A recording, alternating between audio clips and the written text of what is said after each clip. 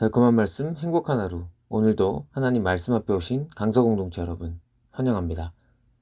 오늘 말씀은 욥기 13장 20절에서 14장 22절까지 말씀입니다. 오직 내게 이 두 가지 일을 행하지 마옵소서. 그리하시면 내가 주의 얼굴을 피하여 숨지 아니하오리니 곧 주의 손을 내게 대지 마시오며 주의 위엄으로 나를 두렵게 하지 마실 것이니이다. 그리하시고 주는 나를 부르소서. 내가 대답하리이다. 혹 내가 말씀하게 하옵시고 주는 내게 대답하옵소서. 나의 죄악이 얼마나 많으니까 나의 허물과 죄를 내게 알게 하옵소서. 주께서 어찌하여 얼굴을 가리시고 나를 주의 원수로 여기시나이까. 주께서 어찌하여 날리는 낙엽을 놀라게 하시며 마른 건물을 뒤쫓으시나이까. 주께서 나를 대적하사 괴로운 일들을 기록하시며 내가 젊었을 때 지은 죄를 내가 받게 하시오니 내 발을 착고에 채우시며 나의 모든 길을 살피사 내 발자취를 점검하시나이다. 나는 썩은 물건의 낡아짐 같으며 존목은 의복 같으니이다. 여인에게서 태어난 사람은 생애가 짧고 걱정이 가득하며 그는 꽃과 같이 자라나서 시들며 그림자같이 지나가며 머물지 아니하거늘 이와 같은 자를 주께서 눈여겨보시나이까. 나를 주 앞으로 이끌어서 재판하시나이까.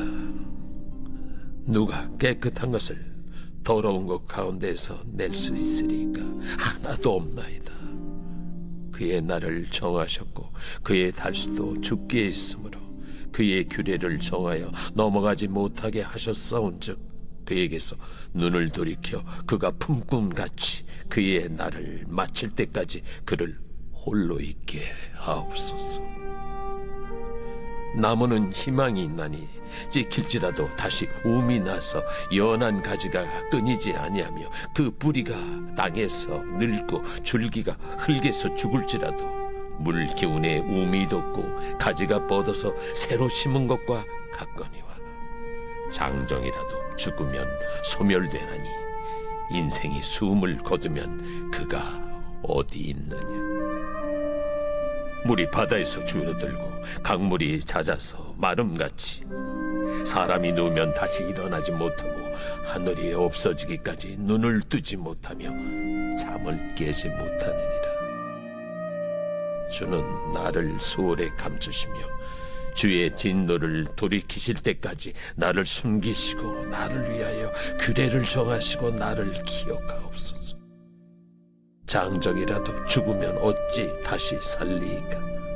나는 나의 모든 고난의 날 동안을 참으면서 풀려나기를 기다리겠나이다. 주께서는 나를 부르시겠고 나는 대답하겠나이다. 주께서는 주의 손으로 지으신 것을 기다리시겠나이다. 그러하온데 이제 주께서 나의 걸음을 세시오니 나의 죄를 감찰하지 아니하시나이까. 주는 내 허물을 주머니에 봉하시고 내 죄악을 싸매시나이다. 무너지는 산은 반드시 흩어지고 바위는 그 자리에서 옮겨가고 물은 돌을 닳게 하고 넘치는 물은 땅의 티끌을 씻어버리나이다. 이와 같이 주께서는 사람의 희망을 끊으시나이다. 주께서 사람을 영원히 이기셔서 떠나게 하시며 그의 얼굴빛을 변하게 하시고 쫓아보내시오니 그의 아들들이 존귀하게 되어도 그가 알지 못하며 그들이 비천하게 되어도 그가 깨닫지 못하나이다. 다만 그의 살이 아프고 그의 영혼이 애곡할 뿐이니이다. 욥은 하나님께 호소합니다. 하나님의 대답을 촉구합니다. 허물과 죄가 없는 자신을 이토록 원수대하듯 하시는 이유를 알려달라고 합니다. 죄가 있다면 책임질 수 없는 어린 나이에 지은 죄밖에 없는데 썩은 물건과 존먹은 의복같이 쓸데없는 자 취급을 당하는 이유를 모르겠다고 합니다. 욥의 모든 길을 살펴서 죄를 찾아내시려는 하나님의 집요한 의도를 욥은 알고 싶어 합니다. 자신같이 허약한 인간을 너무 겁박하지 말아달라고 간청합니다. 욥은 자신이 나무보다 못한 것 같이 느낍니다. 나무는 찍혀도 다시 움이 나서 연한 가지가 끊이지 않고 뿌리가 땅에서 늙고 줄기가 흙에서 죽어도 움이 돋고 가지가 뻗어 새로 심은 것처럼 부활합니다. 하지만 인간은 이 생에서 삶이 끝나니 얼마나 허무한가 하고 탄식합니다. 이런 허무한 인생, 짧은 인생을 사는 인간에게 왜 그렇게도 호되게 다루시는가 하고 말하는 것입니다. 욥은 하나님의 진노가 가라앉을 때까지 평안한 장소인 스올에 감춰두었다가 나중에 신원해달라고 간청합니다. 그게 안 되는 줄 알면서도 그렇게 간청합니다. 주님의 진노가 지나갈 때 주께서 욥을 부르시면 대답하겠다고 합니다. 지금은 욥 자신의 죄를 그만 감찰하시고 욥의 허물을 주머니에 봉하시고 죄악을 싸매 놓으시길 바란다고 호소합니다. 압도적으로 크신 하나님께서 피조물에 불과한 욥의 운명을 쥐락펴락하시니 꼼짝도 못한다고 고백합니다. 태산 같던 욥의 자리에서 떠나게 하시고 은총의 자리에서 추방하셨습니다. 거대한 홍수에 의해 거대한 산이 무너지듯 욥의 명성의 근거가 되던 모든 선하고 경건한 삶의 흔적이 다 사라졌습니다. 희망이 끊어졌습니다. 후손들의 성공과 몰락에 신경 쓸 겨를도 없이 욥 자신이 너무 괴롭습니다. 너무 아파서 애곡만 그의 입에서 나올 뿐입니다. 인간이란 종교적으로도 철학적으로도 대답 없는 질문과 함께 살아가지 않으면 안 되는 존재입니다.